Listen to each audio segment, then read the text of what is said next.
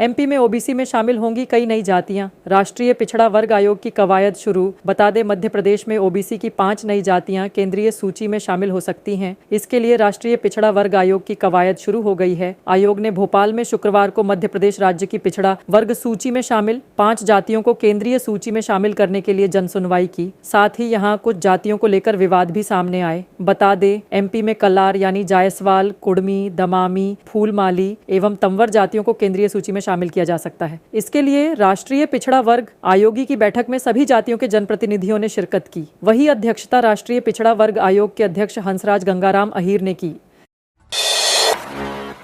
मंडप में बैठे दूल्हे ने दुल्हन की गोदी में रखा सिर और हो गई मौत। जी हां, मध्य प्रदेश के सागर से एक हैरान कर देने वाली घटना सामने आई है। यहां एक शादी के दौरान दूल्हे की मौत होने की हृदय विदारक घटना हुई है। बता दे, दूल्हा दुल्हन के फेरे होने वाले थे। दोनों एक दूसरे के पास बैठे थे और पंडित जी मंत्रोच्चार कर रहे थे। इसी दौरान अचानक दूल्हे ने दुल्हन की गोदी में सिर रखा और दुनिया को अलविदा कह गया। दूल्हे को अचेत हालत में परिजन अस्पताल लेकर पहुंचे थे, जहाँ डॉक्टरों ने उसे मृत घोषित कर दिया। दूल्हे की मौत की वजह हार्ट अटैक बताई जा रही है। वही दूल्हे की मंडप में हुई मौत से दोनों परिवारों पर दुखों का पहाड़ टूट पड़ा है। हर्षित की मौत के बाद दूल्हे के ही परिधानों में जब उसकी अर्थी निकली तो हर किसी की आंखों से आंसू छलक गए।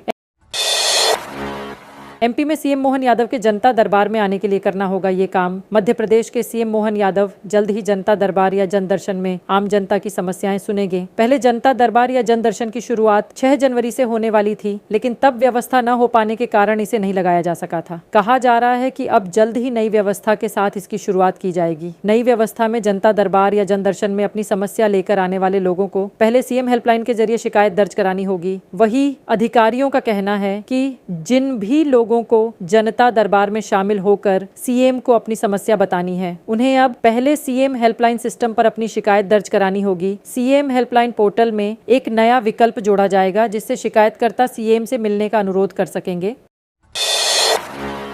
जीतू पटवारी ने भाजपा कार्यकर्ताओं को बताया दलाल। कहा, सट्टा और जुए के अड्डों पर कर रहे उगाही। बता दे, 27 जनवरी को महू में होने वाले जय बापू, जय भीम, जय संविधान के कार्यक्रम की तैयारियों के मद्देनजर कांग्रेस ने कमर कस ली है। इसी सिलसिले में देपालपुर विधानसभा में पीसीसी चीफ जीतू पटवारी के नेतृत्व में एक बैठक आयोजित की गई, जिसमें हजारों कार्यकर्ताओं और वरिष्ठ नेताओं ने शिरकत की। इस दौरान जीतू पटवारी भाजपा पर जमकर बरसे। बता दे, पीसीसी चीफ जीतू पटवारी ने कार्यकर्ताओं को स्पष्ट संदेश दिया कि कांग्रेस में गुटबाजी के लिए कोई जगह नहीं है, जबकि भाजपा के कार्यकर्ता ठेकों की दलाली और सट्टा जुए के अड्डों पर उगाही कर रहे हैं, लेकिन कांग्रेस कार्यकर्ता जनता की सेवा में जुटे हैं।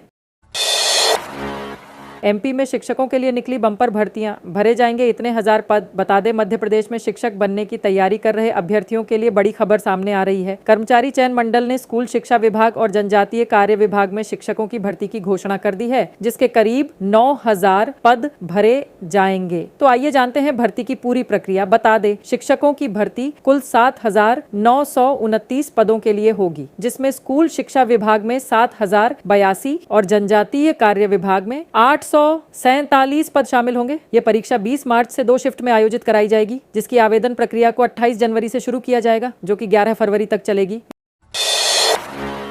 इलेक्ट्रिक वाहनों के लिए नहीं, चार्जिंग स्टेशन घरों के मीटरों से कर रहे चार्ज। जी हां, कई शहर में इलेक्ट्रिक वाहनों की संख्या दिनों दिन बढ़ती जा रही है, लेकिन चार्जिंग की व्यवस्था शहरों में कहीं नहीं है। इसलिए घरों में लगे मीटर से ही वाहन चार्ज किए जा रहे हैं, जबकि कई माह पूर्व ही बिजली कंपनी ने वाहनों को चार्ज करने अलग से मीटर लगवाने के आदेश जारी किए थे, लेकिन ऐसा नहीं हो रहा है। बता दें, कई शहरों में 100 से ज्यादा इलेक्ट्रिक ऑनेटो हो चुके हैं और लोग इलेक्ट्रिक कार भी खरीद रहे हैं, लेकिन चार्जिंग स्टेशन एक भी नहीं है। इसलिए व्यावसायिक वाहन चार्ज करने के लिए लोग घरों में लगे मीटरों का उपयोग कर रहे हैं, जिससे इनकी चार्जिंग महंगी पड़ रही है। इसके लिए वाहन मालिक को अलग से मीटर लगवाना पड़ता है, लेकिन ये कनेक्शन कोई नहीं ले रहा है।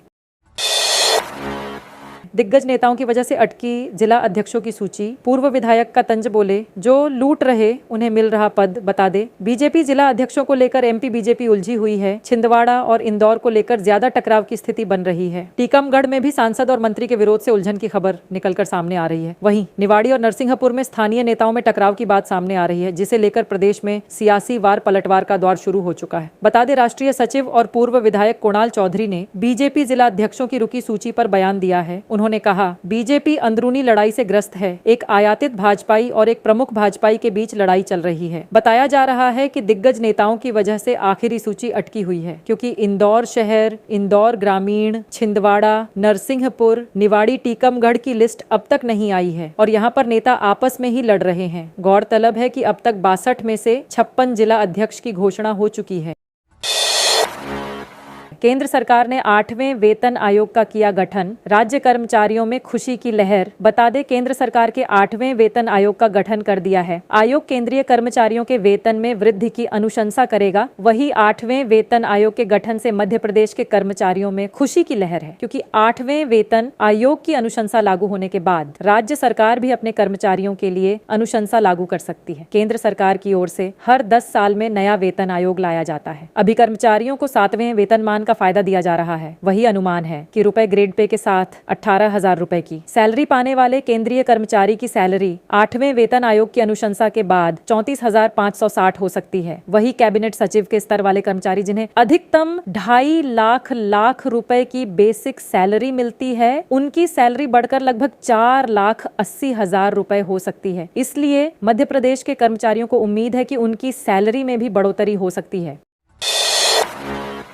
पूर्व गृह मंत्री करा सकते हैं हिमांशु भार्गव की हत्या, राज्यसभा सांसद ने लगाया बड़ा आरोप। बता दें, मध्य प्रदेश की सियासत में एक नए विवाद की एंट्री हो गई है। पूर्व सीएम दिग्विजय सिंह ने अपने सोशल मीडिया पर एक पोस्ट साझा करते हुए पूर्व गृह मंत्री नरोत्तम मिश्रा पर बड़ा आरोप लगाते हुए कहा है कि वह सुरेंद्र दुबे के साथ मिलकर हिमांशु भार्गव की हत्या करवा सकते हैं। बता दें, पूर्व सीएम दिग्विजय सिंह ने सोशल मीडिया प्लेटफॉर्म पर पोस्ट करते हुए लिखा कि नरोत्तम मिश्रा के साथ यह लड़का सुरेंद्र दुबे रहता है, जिसे जिला सत्र न्यायालय दतिया से 5 वर्ष की सजा है और यह आदतन अपराधी है, क्योंकि इसने रघुबर दयाल जी को 20 साल पहले गोली मारी थी। वही दतिया एसपी को टैग करते हुए पूर्व सीएम ने लिखा कि इस लड़के को 5 साल की सजा है एवं कई थानों में प्रकरण दर्ज है। आगे उन्होंने लिखा है कि हिमांशु भार्गव को यह शक है कि नरोत्तम मिश्रा इससे मिलकर उसकी हत्या करवा सकते हैं, जिसकी शिकायत हिमांशु ने सीएम हेल्पलाइन पर शिकायत की थी। सीएम मोहन यादव से मेरी आपसे प्रार्थना है कि हिमांशु और उसके परिवार को तत्काल सुरक्षा प्रदान करें। रिटायर्ड बैंक अधिकारी के घर छापा, 5 करोड़ की अवैध संपत्ति का खुलासा। 3,000 की सैलरी से की थी शुरुआत। बता दें, मध्य प्रदेश के उज्जैन में आज ईओडब्ल्यू ने छापामार कार्रवाई की है। टीम ने आय से अधिक संपत्ति मामले में जिला सहकारी केंद्रीय बैंक में सहायक प्रबंधक रहे अनिल सुहाने के बसंत विहार स्थित आवास पर रेड की और जांच में करीब 5 करोड़ से अधिक की संपत्ति का खुलासा हुआ है। इसके अलावा 4 मंजिला मकान, 1500 स्क्वायर फीट का वर्तमान घर समेत उज्जैन के दवा बाजार में 2 दुकानें, 2 प्लॉट, 3 गाड़ी, 8 लाख कैश और बैंक में 3 लॉकर भी मिले हैं। टीम को उज्जैन में कुछ कॉमर्शियल प्रॉपर्टी के दस्तावेज भी हाथ लगे हैं, जिसकी जांच की जा रही है। बता दें, सुहाने 1992 में 3,000 रुपए प्रतिमाह की नौकरी पर लगे थे। इस हिसाब से सुहाने की अब तक की आय 70 लाख रुपए की होना चाहिए थी, लेकिन उनके पास से करोड़ों की संपत्ति मिली है। फिलहाल अभी कार्रवाई जारी है, जिसमें और भी संपत्तियां सामने आ सकती हैं।